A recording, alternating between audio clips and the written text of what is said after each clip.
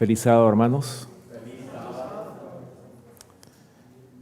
Le doy gracias al Señor porque, bueno, aquí estoy saliendo de esta pandemia. Gracias al Señor.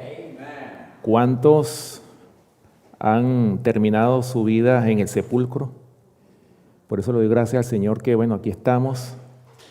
Gracias al Señor por la reforma ProSalud, que es una de las cosas que nos ayuda a que nuestro sistema inmunológico esté en perfectas condiciones para poder soportar no solo este virus, sino cuántos virus más pudieran venir, ¿verdad? Gracias al Señor y gracias a sus oraciones, hermanos, también.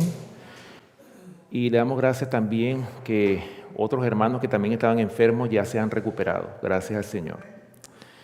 Bien, en esta mañana quiero tener una meditación, debido a que ya nosotros, como todos sabemos, estamos entrando en la etapa final de la historia de esta tierra. Lo que significa, hermanos, que ya los eventos finales están pronto a suceder sobre este planeta Tierra. Pero una de las cosas que estamos nosotros viendo, que se ha estado edificando, se ha estado formando desde hace mucho tiempo, ha sido ese nuevo orden mundial, ese globalismo que se ha formado. ¿Para qué? Para tener dominio sobre este mundo.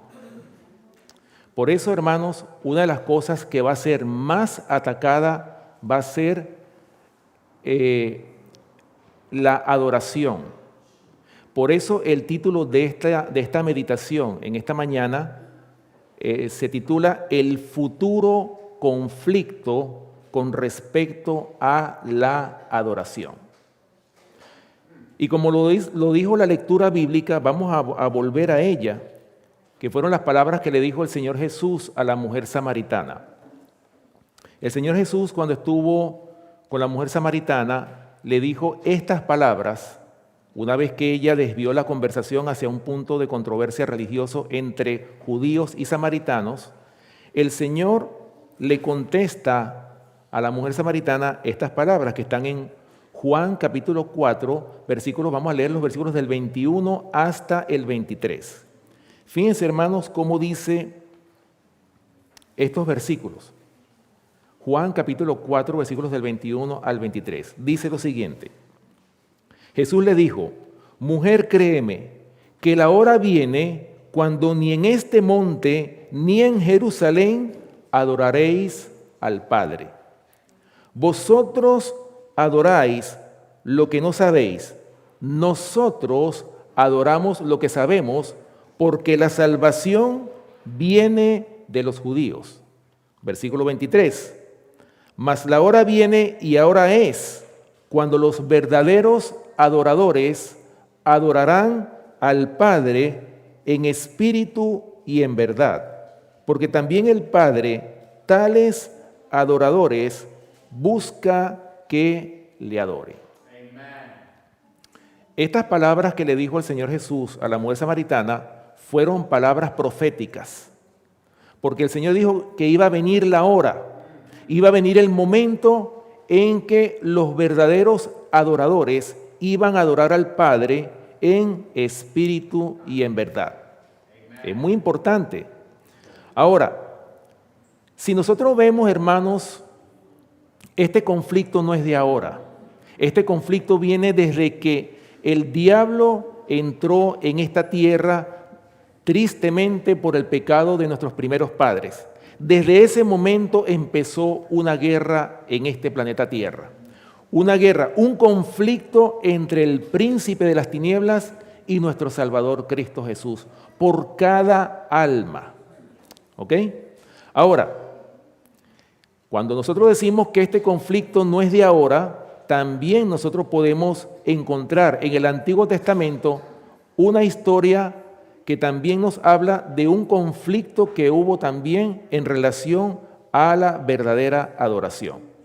Por eso dice Eclesiastés capítulo 1, versículo 9, ¿qué es lo que fue? Lo mismo que será. ¿Qué es lo que ha sido hecho? Lo mismo que se hará, y nada hay nuevo debajo del sol. Hermanos, la historia siempre se ha repetido, pero con protagonistas diferentes, con escenarios diferentes, pero en esencia siempre ha sido el mismo conflicto. Ahora, ¿qué es lo que fue, hablando de la adoración? ¿Qué es lo que fue? Vamos a citar el ejemplo del rey Nabucodonosor allá en Babilonia, ¿verdad? Vamos a Daniel, hermanos, una historia que nosotros conocemos y que a mí me gusta mucho citar esta historia. ¿Por qué? Porque es una historia, hermanos, que nos llena de valor, nos ayuda a que nuestra fe sea fortalecida. Me gusta mucho esta historia. Es una historia que nosotros conocemos, pero no la veamos como una historia. Veámosla como un acontecimiento que ocurrió. Y este acontecimiento, hermanos, también se va a repetir en nuestros tiempos.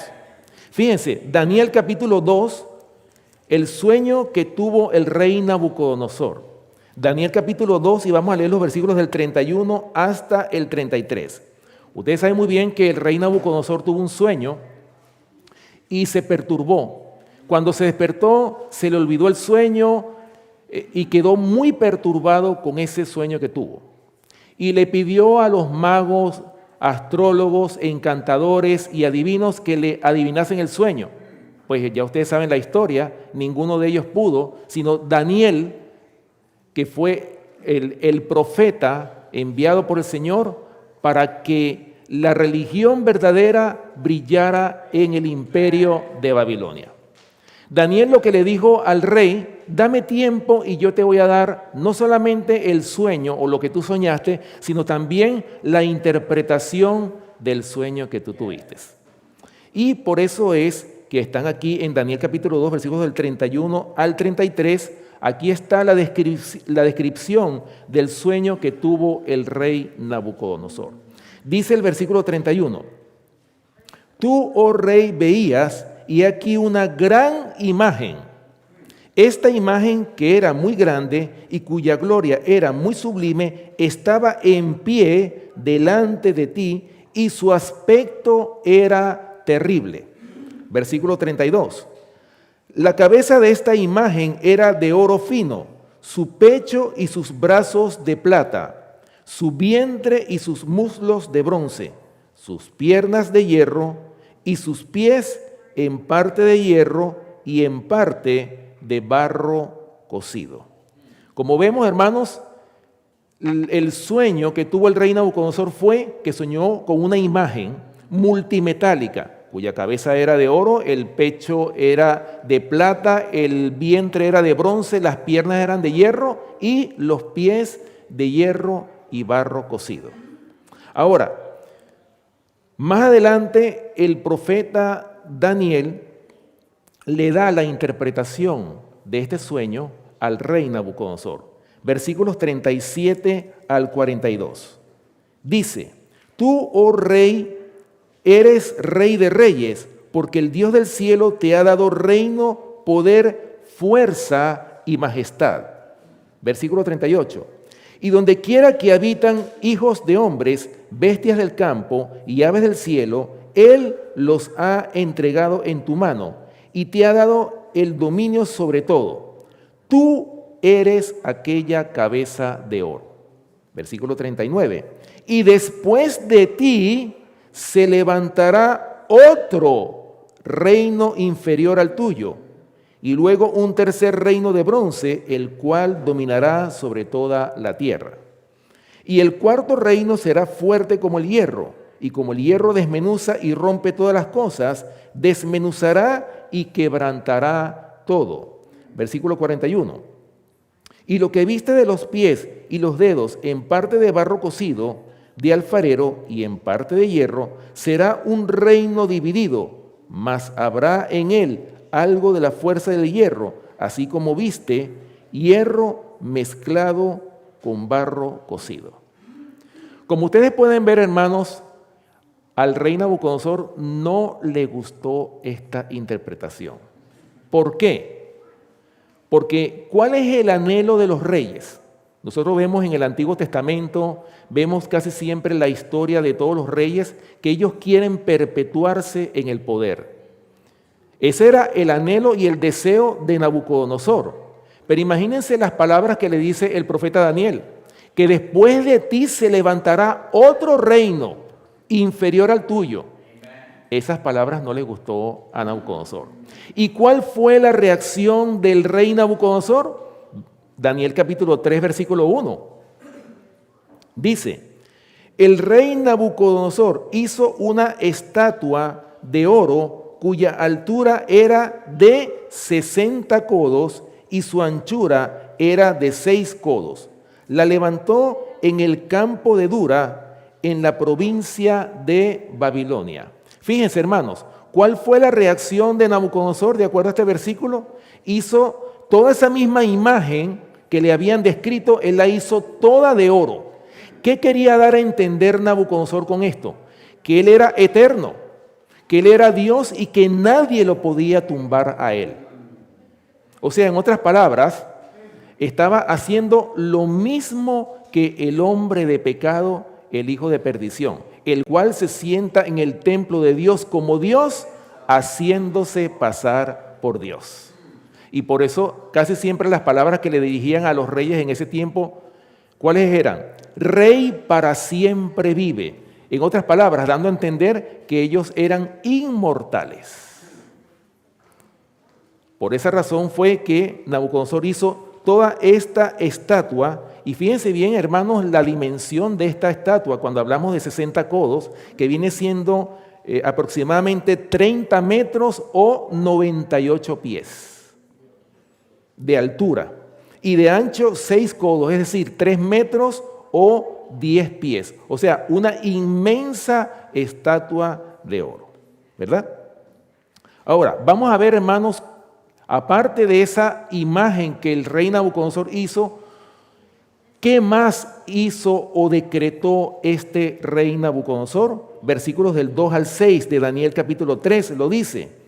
Y envió el rey Nabucodonosor a que se reuniesen los sátrapas, los magistrados y capitanes, oidores, tesoreros, consejeros, jueces y todos los gobernadores de las provincias para que viniesen a la dedicación de la estatua que el rey Nabucodonosor había levantado. Versículo 3. Fueron pues reunidos los sátrapas, magistrados, capitanes, oidores, tesoreros, consejeros, jueces y todos los gobernadores de las provincias a la dedicación de la estatua que el rey Nabucodonosor había levantado, y estaban en pie delante de la estatua que había levantado el rey Nabucodonosor. Versículo 4. Y el pregonero anunciaba en alta voz: mándese a todos, oh pueblos, naciones y lenguas, que al oír el son de la bocina, de la flauta, del tamboril, del arpa, del salterio, de la zampoña y de todo instrumento de música, os postréis y adoréis la estatua de oro que el rey Nabucodonosor ha levantado. Versículo 6. Y cualquiera que no se postre y adore, inmediatamente sea echado dentro de un horno de fuego ardiendo. ¿Lo ven? ¿Qué fue lo que hizo el rey Nabucodonosor aquí? Emitió un decreto que todo aquel que no adorase al son de los instrumentos de música esta imagen que él había levantado, fuese echado en un horno ardiendo. Es decir, en otras palabras, iban a perder su vida aquellos que se atreviesen a no postrarse ante la imagen que el rey Nabucodonosor había levantado. Ahora, ustedes saben muy bien que en ese momento, cuando estaba en escena el rey Nabucodonosor, ustedes saben muy bien que él había llevado cautivo a los que habían quedado sobrevivientes de aquel ataque que perpetró el rey Nabucodonosor a Jerusalén. O sea, los que quedaron vivos fueron llevados cautivos ¿a dónde? A Babilonia. ¿Ok?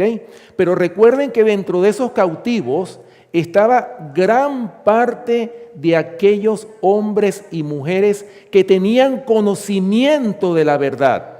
En otras palabras, ellos sabían quién era el verdadero Dios, creador de los cielos y de la tierra. Estamos hablando que aproximadamente serían más de 1 millón de personas fueron llevados cautivos a Babilonia. Pero la gran mayoría de esas personas eran adoradores del verdadero Dios.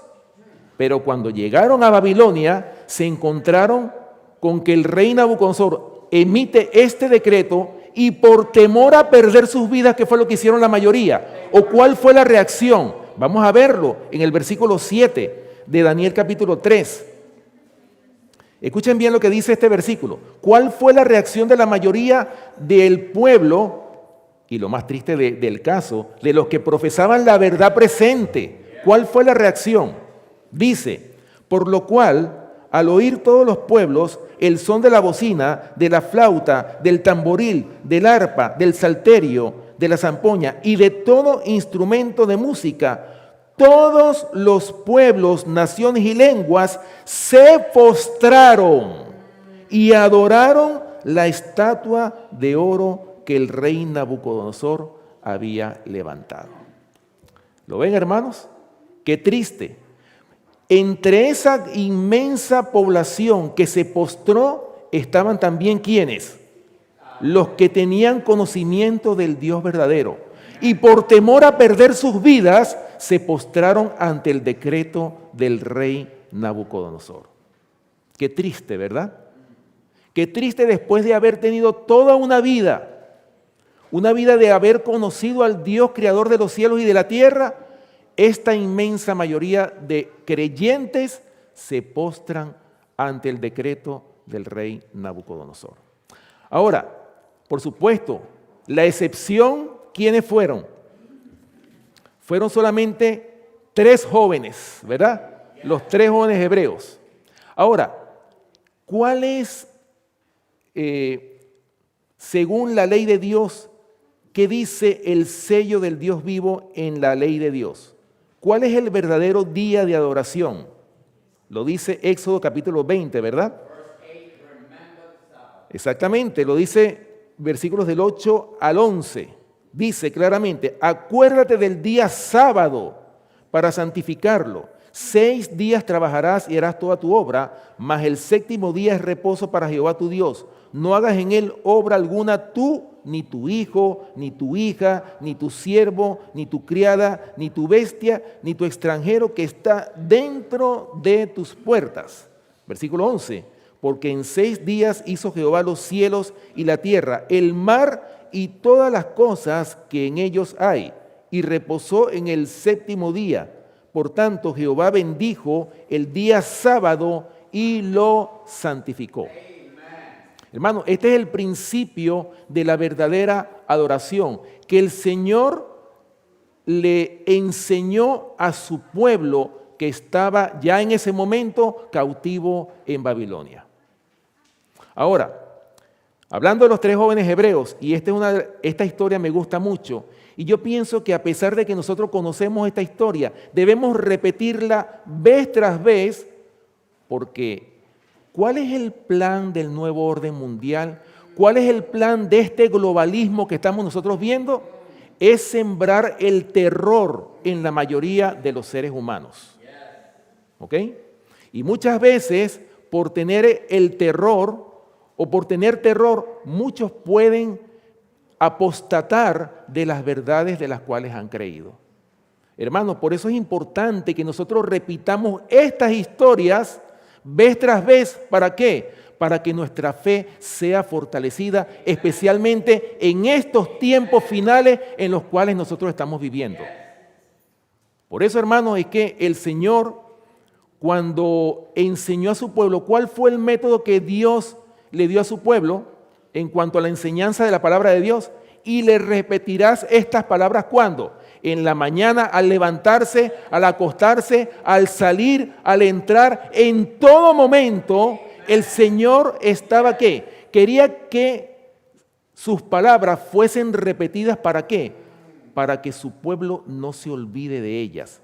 Por esa razón es que el 4º mandamiento de la ley de Dios comienza con estas palabras: acuérdate del día sábado para santificarlo. ¿Por qué? Porque el hombre es muy dado al olvido. Y especialmente cuando estamos presionados por un poder como lo era el imperio de Babilonia, ¿qué pasó con esa inmensa mayoría? Hermanos, tristemente apostató de la verdad.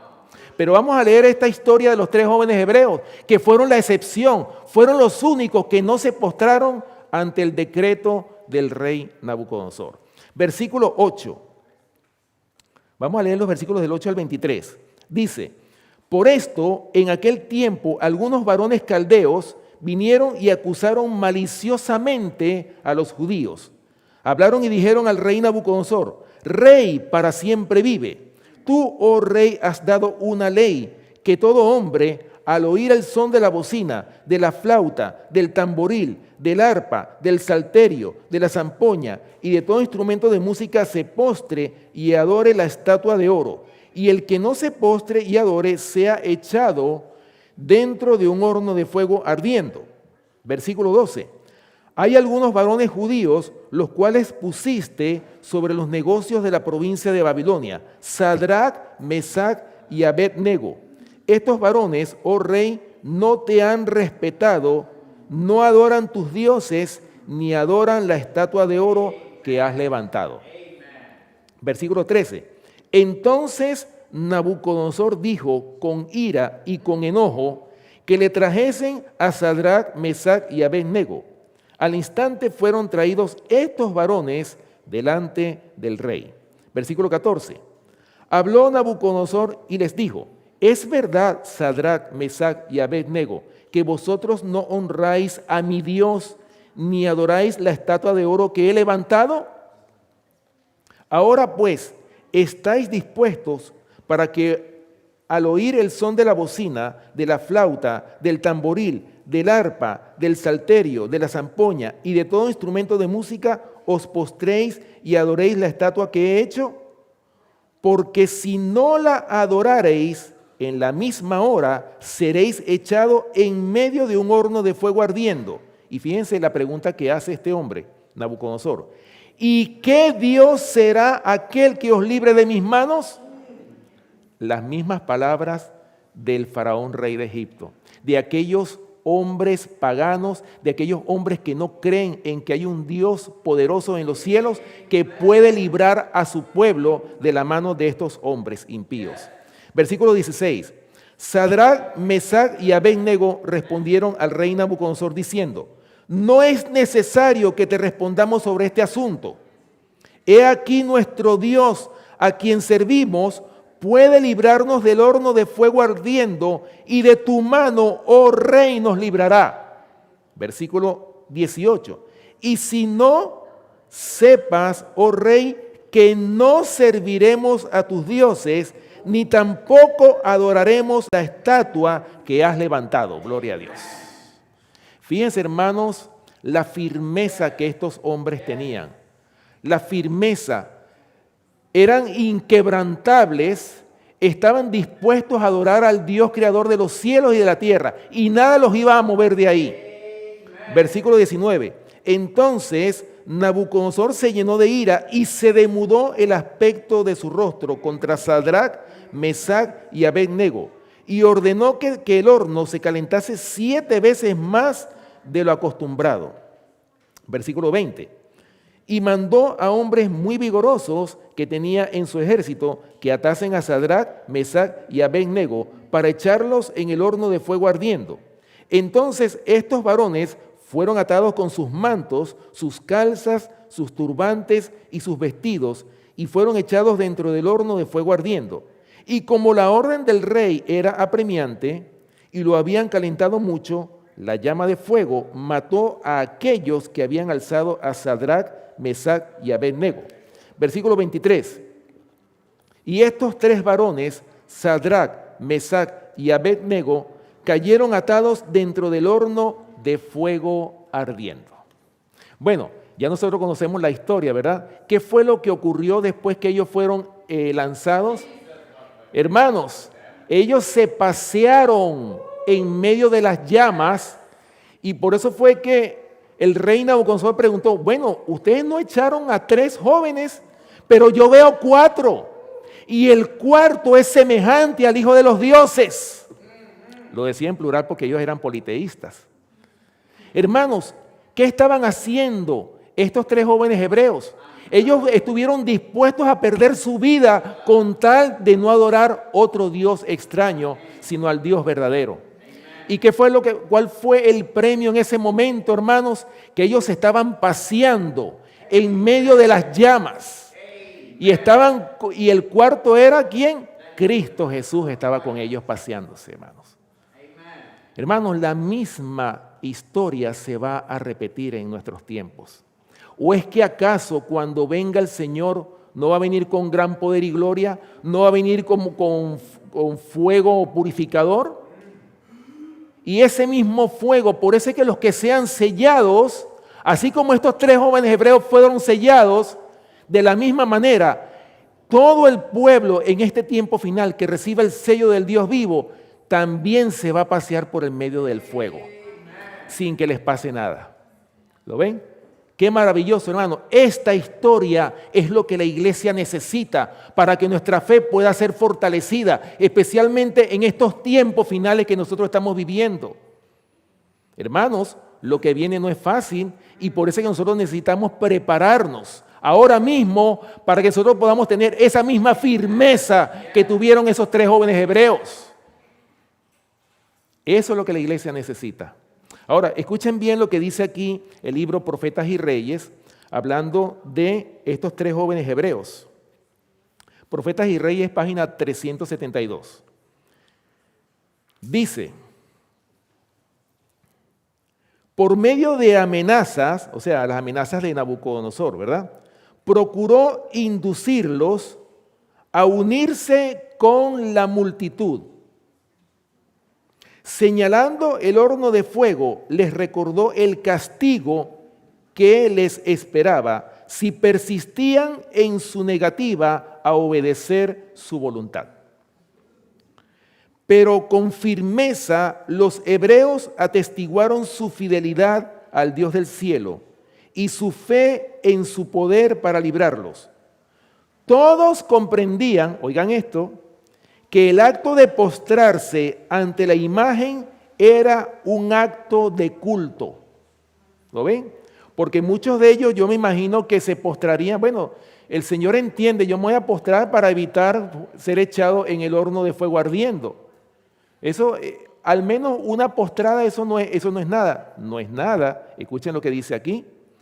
Todos comprendían que el acto de postrarse ante la imagen era un acto de culto. En otras palabras, era una traición al Dios creador de los cielos y de la tierra. Una abominación. Correcto, claro que sí. Y dice, y solo a Dios podían ellos rendir un homenaje tal. Hermanos, eso lo entendieron perfectamente los tres jóvenes hebreos.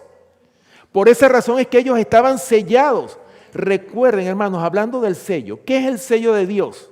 Es un afianzamiento en la verdad. Y estos hombres estaban como el acero, que nada los iba a mover de su creencia y de adorar al verdadero Dios, creador de los cielos y de la tierra.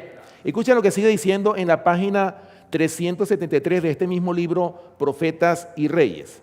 Dice, pero el Señor no olvidó a los suyos. Cuando sus testigos fueron arrojados al horno, el Salvador se les reveló en persona, gloria a Dios. Y juntos anduvieron en medio del fuego. En la presencia del Señor, del calor y del frío, las llamas perdieron su poder de consumirlos. Qué maravilloso, hermano. Miren los milagros tan grandes que hace el Señor, siempre y cuando estemos nosotros dispuestos a no tener ninguna concesión con el enemigo. Eso fue lo que pasó con estos hombres. Estos hombres no podían permitir postrarse ante un ídolo porque ellos sabían que eso era idolatría y eso era traicionar. Eso era, traicionar al Dios creador de los cielos y de la tierra. Así que, bueno, eso dice este libro en la página 373, Profetas y Reyes. Ahora, hermanos, ya nosotros sabemos, como lo habíamos dicho al principio, que la historia se repite. Esta historia en los tiempos del rey Nabucodonosor no es una simple historia que nosotros siempre leemos en Daniel capítulo 2 y Daniel capítulo 3. Esto es una profecía de lo que nosotros estamos por vivir en estos tiempos finales de la historia de esta tierra. O sea, ese decreto de Nabucodonosor es una profecía del decreto dominical, es decir, la gran prueba por la cual ha de ser sometido el pueblo de Dios. Pero miren, hermanos, qué triste la historia que vimos nosotros en Daniel capítulo 3, que la mayoría de los creyentes se postraron por temor a perder sus vidas. ¿Será que se va a repetir la historia? Es triste, hermanos. Por eso es que el tiempo de preparación es desde hace mucho tiempo atrás. Quizás hemos perdido tiempo en cuanto a nuestra preparación y por eso es que el Señor quiere que su pueblo se prepare para que cuando venga este decreto nosotros podamos tener el mismo carácter que tenían Sadrach, Mesach y Abed-Negó, que dijeron: tenemos un Dios en los cielos que nos puede librar de tus manos, oh Rey, nos puede librar. Y si no nos libra, tampoco nos vamos a postrar ante tu imagen. Esa tiene que ser nuestra convicción en todo momento, porque nosotros estamos viviendo ya, ahora sí, en la etapa final de la historia de esta tierra. Un tiempo que todos los profetas, los reformadores, los patriarcas desearon vivir. ¿Por qué, hermanos? Los apóstoles eran unos. ¿Acaso Pablo no pensaba que Cristo iba a venir en sus días? Juan, Pedro, Santiago, todos ellos pensaban que Cristo iba a venir en sus días. Y por eso es que ellos, hermanos, ellos anhelaron vivir en la etapa final de la historia de esta tierra. El tiempo que nosotros estamos viviendo. ¿Ok? Ahora, la historia se repite, por supuesto. Apocalipsis capítulo 13, nosotros vemos la bestia y la imagen de la bestia en este capítulo 13 de Apocalipsis. Vamos a recordarlo, ¿verdad? Apocalipsis capítulo 13, vamos a leer los versículos 1 y 2. Esta primera bestia que ya nosotros sabemos a quién representa. Y esto tenemos que decirlo a voz en cuello, sin temor, para que la gente sepa a quién representa esta primera bestia de Apocalipsis capítulo 13.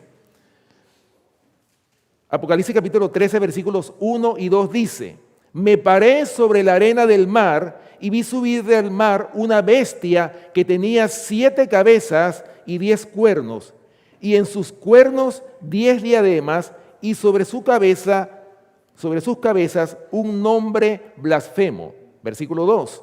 Y la bestia que vi era semejante a un leopardo, y sus pies como de oso, y su boca como boca de león. Y dice y sigue diciendo: y el dragón le dio su poder y su trono y grande autoridad. ¿Lo vemos? Ya nosotros sabemos, hermanos, y en esto coincidieron los reformadores. Estamos hablando los reformadores en los tiempos de Martín Lutero, de Juan Hus. Estos hombres coincidieron en que esta bestia de Apocalipsis capítulo 13, versículos 1 y 2, representa nada más y nada menos que al papado, ese poder político religioso que iba a dominar al mundo. Ya nosotros sabemos que la supremacía papal número 1 se extendió, ¿verdad?, desde el año 538 hasta el año 1798 después de Cristo. Nosotros sabemos que fueron 1260 años de supremacía papal, un tiempo de oscurantismo, un tiempo en el cual el papado fue responsable de la muerte de más de 100 millones de cristianos. Una historia que los jesuitas han querido borrar, pero el Señor siempre persevera y mantiene su historia para que la gente sepa qué clase de monstruo religioso se levantó en ese tiempo. Hermanos, ¿cuál es el resultado cuando se une la iglesia y el Estado? Persecución, muerte, y especialmente persecución ¿a quiénes? Aquellos que no están dispuestos a adorar al hombre de pecado, al hijo de perdición. Ese es el resultado que hay, ¿verdad? Ahora, la imagen de la bestia la vemos, o la segunda bestia en Apocalipsis capítulo 13. Vamos a leer, para no leerlo completo, vamos a leer los versículos 11 y 12 primero. Dice: después vi otra bestia que subía de la tierra y tenía 2 cuernos semejantes a los de un cordero, pero hablaba como dragón. Y ejerce toda la autoridad de la primera bestia en presencia de ella, y hace que la tierra y los moradores de ella adoren a la primera bestia cuya herida mortal fue sanada. ¿Estamos viendo? O sea, obliga. A eso estamos llegando cada uno de nosotros. Es decir, en otras palabras, estamos llegando, hermanos, al tiempo en que vamos a perder nuestra libertad religiosa. ¿Lo ven? Por esa razón, hermanos, nosotros como pueblo, acuérdense, ¿qué significa el tener libertad religiosa? ¿Ustedes creen que eso fue algo que llegó así de forma gratuita?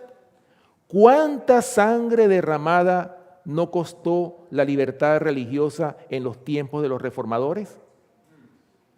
Hermanos, el derecho a adorar al Padre en espíritu y en verdad, eso nadie nos los puede quitar. Ni un decreto dominical, ni un hombre, ni el hombre de pecado, nadie puede obligarnos y quitarnos el derecho de adorar al Padre en espíritu y en verdad. Eso es un derecho inalienable, es un derecho que nadie te lo puede quitar. Por esa razón es que en la Edad Media todos estos reformadores lucharon para que se mantuviese el derecho de adorar al Padre en espíritu y en verdad. Por esa razón, hermanos, nosotros tenemos que mantener esa libertad religiosa, a pesar de que ya el mundo está trabajando, este movimiento globalista está llevando al mundo a someternos a una adoración forzada.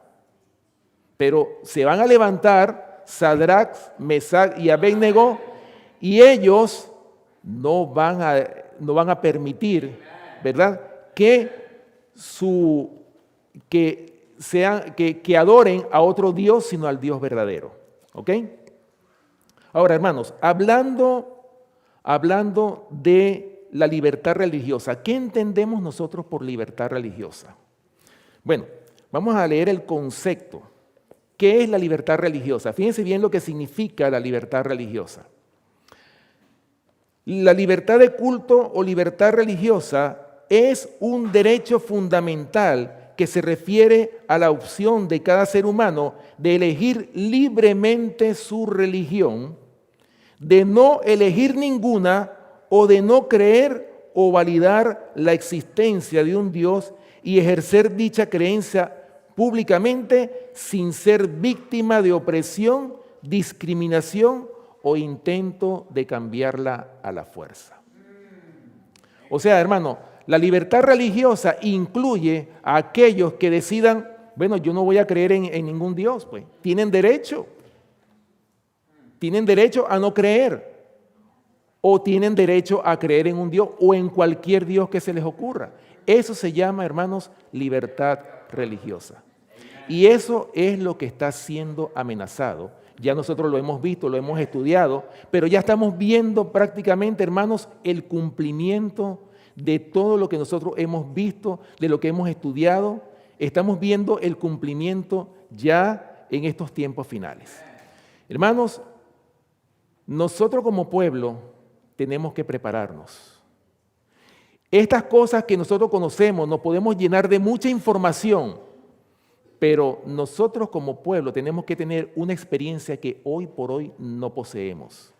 Y esa experiencia es una experiencia con nuestro Salvador Cristo Jesús. Una experiencia de fe. Por eso dice la palabra de Dios que el que no tenga esa experiencia difícilmente va a poder soportar este tiempo de angustia, cual nunca ha habido desde que hubo gente hasta entonces. Ahora, volviendo otra vez, hermanos, a esta primera bestia. Escuchen bien el clamor de la mayoría. Miren el poder que esta bestia tiene de obligar a todos a demandar adoración hacia sí misma. Escuchen lo que dice el versículo 4 de Apocalipsis capítulo 13. y adoraron al dragón que había dado autoridad a la bestia, y adoraron a la bestia diciendo, ¿quién como la bestia y quién podrá luchar contra ella?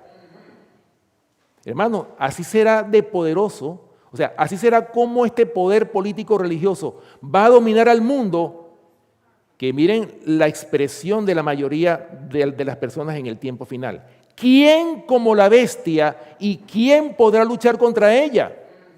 Pero fíjense, hermanos, al apóstol Juan se le mostró un grupo que sí iba a tener la victoria sobre la bestia y sobre la imagen de la bestia. En Apocalipsis capítulo 15, versículo 2, vemos un remanente que no dobló sus rodillas delante de Baal. Apocalipsis capítulo 15, versículo 2, dice,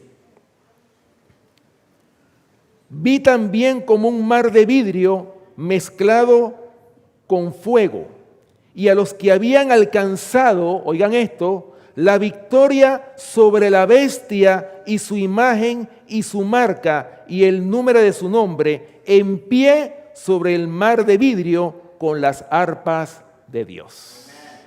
Qué maravilloso, ¿verdad? Cuando uno estudia la profecía y cuando uno estudia hasta dónde va a llegar este poder político religioso, este movimiento ecuménico, hasta dónde va a dominar toda la tierra, nosotros pudiéramos llenarnos de terror y decir, oye, ¿quién puede luchar contra este poder? Pero cuando leemos un poquito más adelante, encontramos un remanente que sí va a vencer a la bestia y a la imagen de la bestia. Va a tener la victoria, ¿por qué? Porque fueron sellados, porque estuvieron afianzados en la verdad. Y eso es lo que nosotros, hermanos, los que estamos aquí sentados, nosotros necesitamos.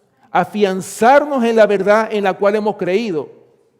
Porque miren, vuelvo e insisto en esto. ¿Qué pasó con la inmensa mayoría que conocía esta verdad? ¿Qué pasó con ellos? Hermanos, se postraron ante la imagen. Y eso mismo puede pasar con nosotros. Miren la manera como comenzó este movimiento globalista, infundiendo terror a través de esta pandemia. Ese es el método. ¿Para qué? Para dominar. Ese es el método. Pero nosotros, hermanos, tenemos que entender que el Señor es más poderoso que cualquier reino que hay aquí en la tierra. Y que el Señor le puede dar la victoria a aquellos que guardan sus mandamientos y aman al Señor en espíritu y en verdad. Ahora, hermanos, ya para terminar, fíjense, hermanos, ¿qué es lo que le dio la victoria a este remanente? ¿Será que la victoria se la dieron de guapos y no, yo no voy a postrarme ante la imagen, no importa que me corten la cabeza? ¿Ustedes creen que eso fue? No. Hermanos, la experiencia que tuvo el remanente fue de que ellos recibieron el amor de Cristo en sus corazones. Aprendieron a amar. Porque fíjense, hermano, el apóstol Pablo tuvo esa experiencia. Vamos a leerlo.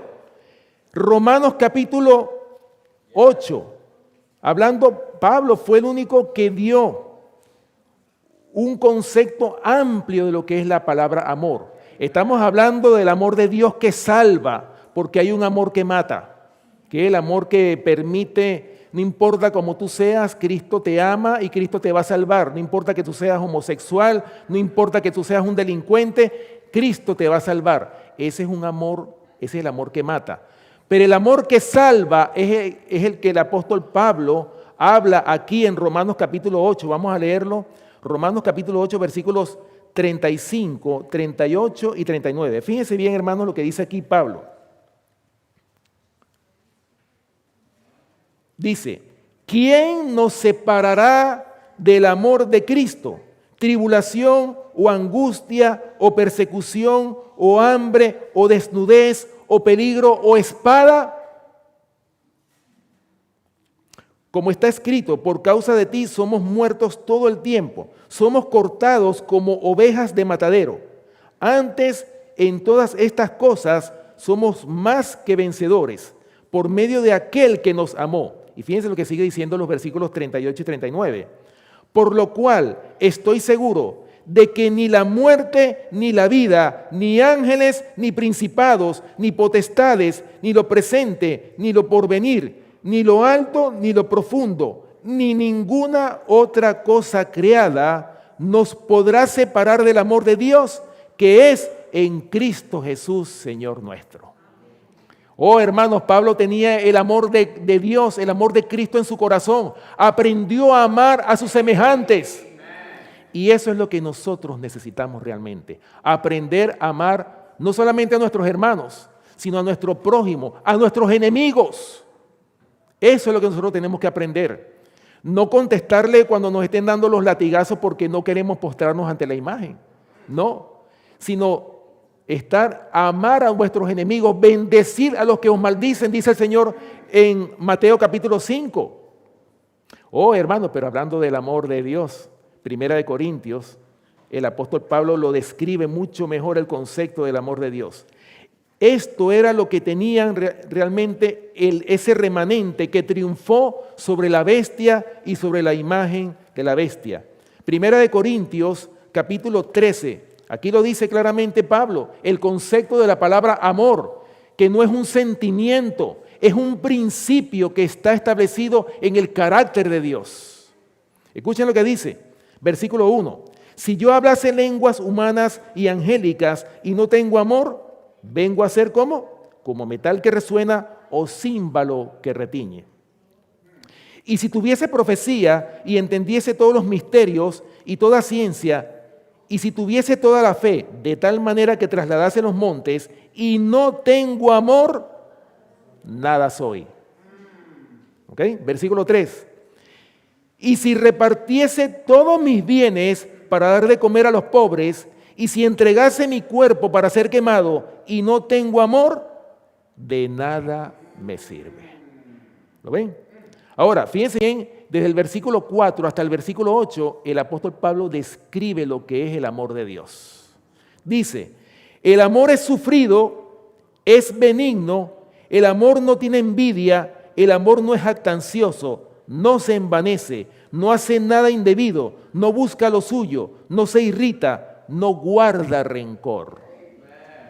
No se goza de la injusticia, mas se goza de la verdad. Todo lo sufre, todo lo cree, todo lo espera, todo lo soporta. Y finalmente dice, el amor nunca deja de ser.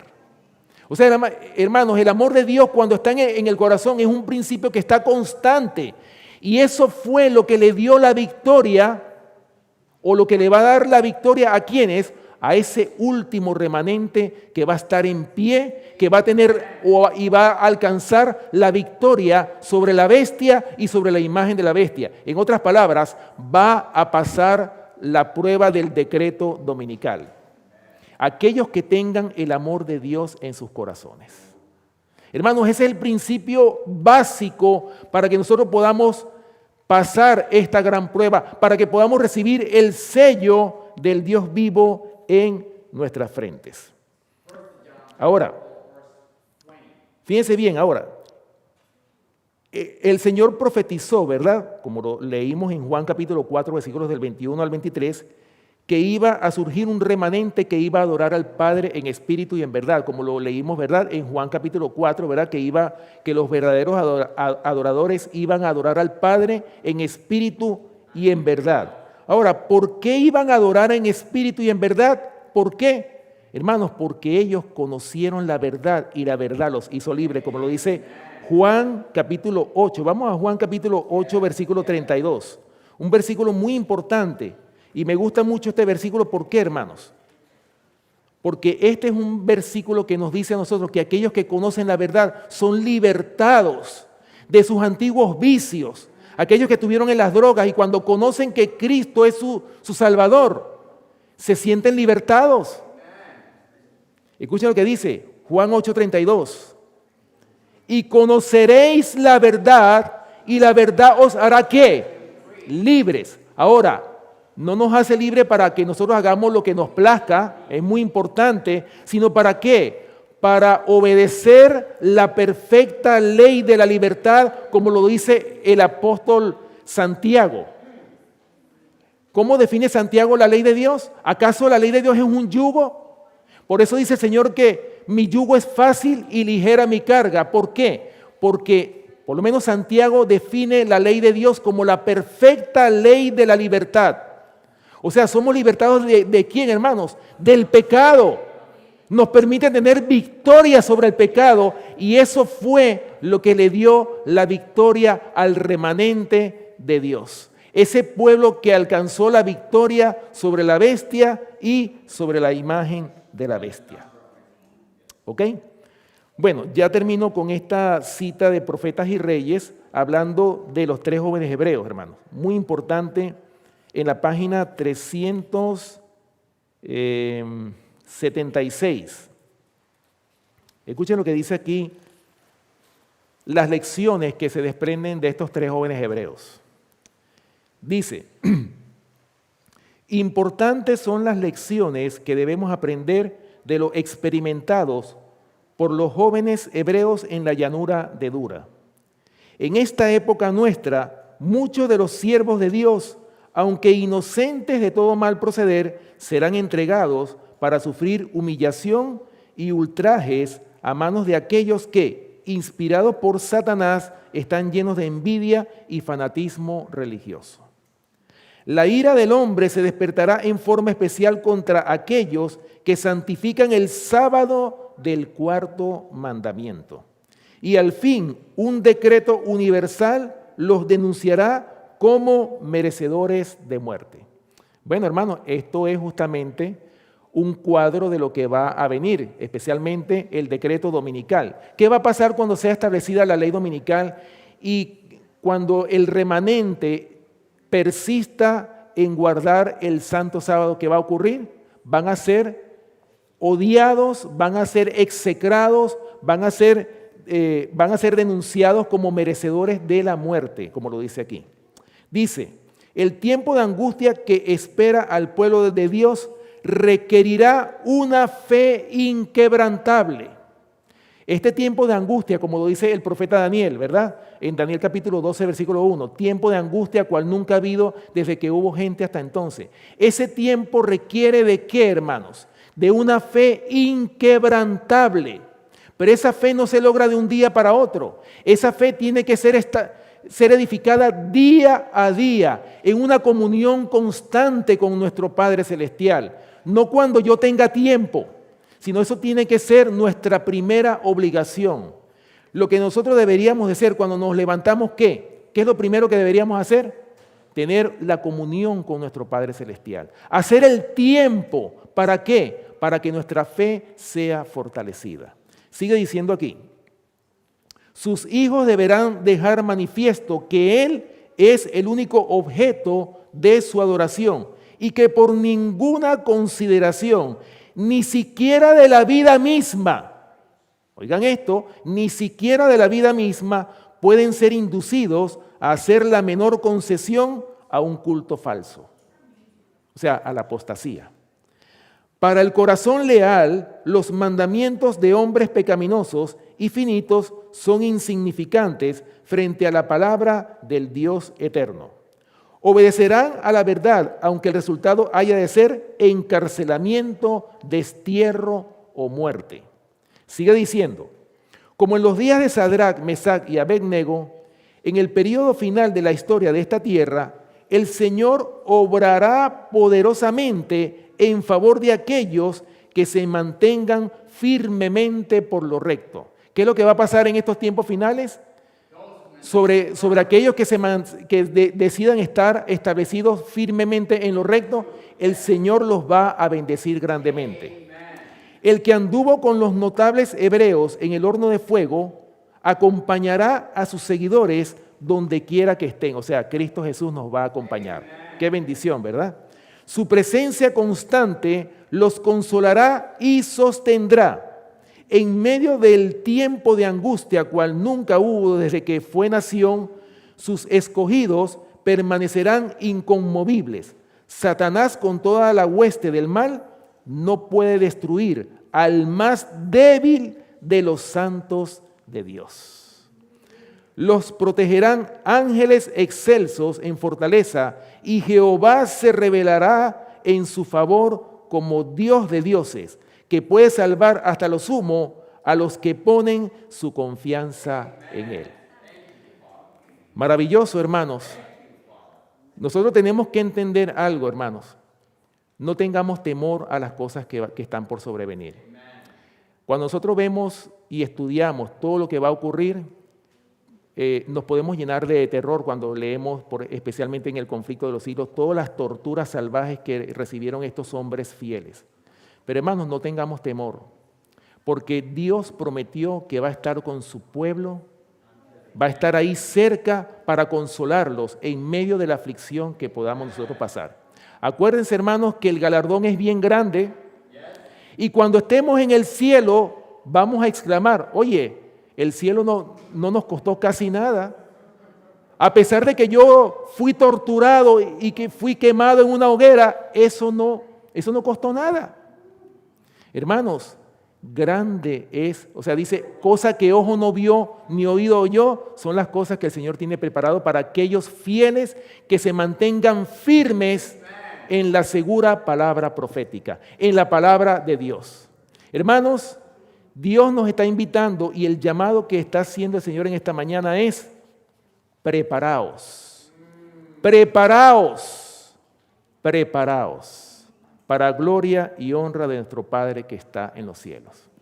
Bueno, que el Señor les bendiga, y me gustaría terminar, hermanos, con un himno. Vamos a volver a cantar el himno 492, cuando junte Jesús las naciones. Vamos a ponernos de pie todos para cantar este himno, para terminar con este himno.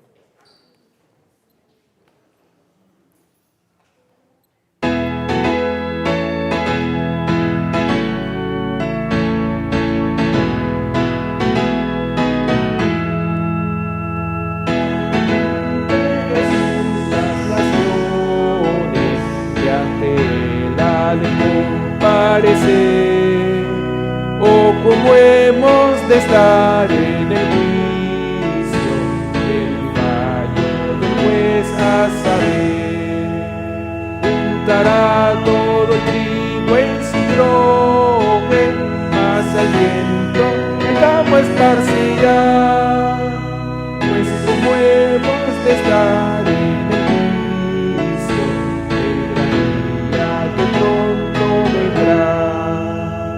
Del Señor las palabras oiremos, bien hecho mi buen siervo fiel. Oh, temblando de espanto seremos, quitados del trono por él.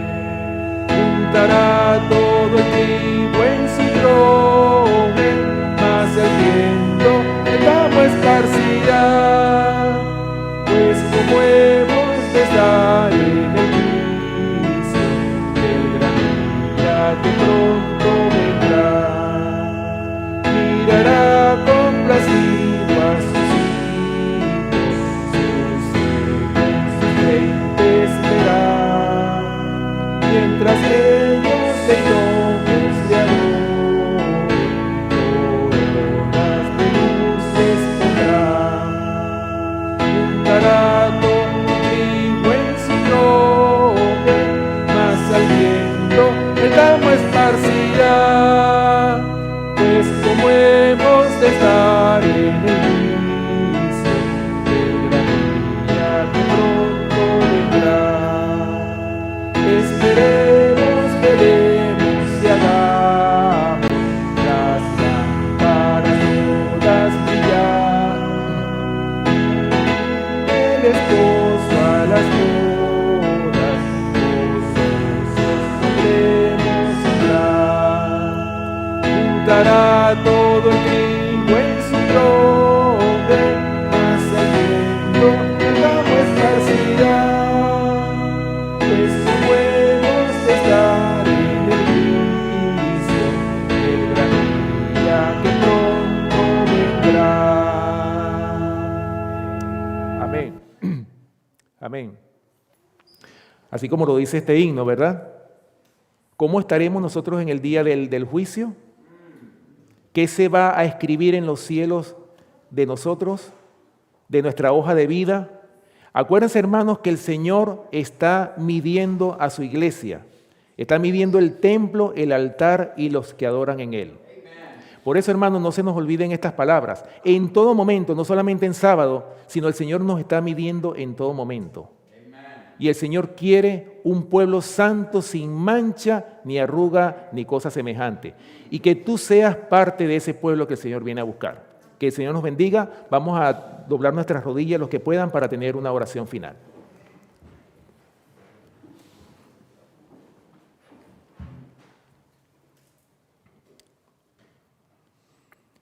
Amante Padre que moras en los cielos, aquí estamos postrados ante ti, Señor, porque reconocemos que tú eres el único Dios verdadero, en quien nos postramos, a quien reconocemos como nuestro verdadero Dios.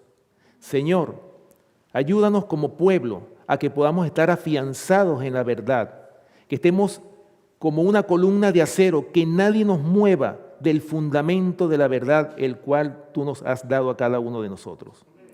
Te rogamos, Señor, que nos ayudes como pueblo a que podamos estar adorándote en espíritu y en verdad, y que por más que se levante este decreto dominical, que nosotros estemos dispuestos a correr la misma suerte que corrieron los 3 jóvenes hebreos. Que estemos dispuestos, Señor, así es necesario entregar nuestra propia vida con tal de que tu nombre sea glorificado. Prepáranos, Señor, porque somos débiles, y sin ti no somos nada. Ayúdanos, Padre Celestial, a que podamos estar preparados para que cuando ese tiempo llegue podamos exclamar: he aquí, este es nuestro Dios, le hemos esperado y Él nos salvará. Gracias, Señor, por tu palabra. Gracias por estas meditaciones. Gracias por esta historia que se escribió para que nuestra fe sea fortalecida.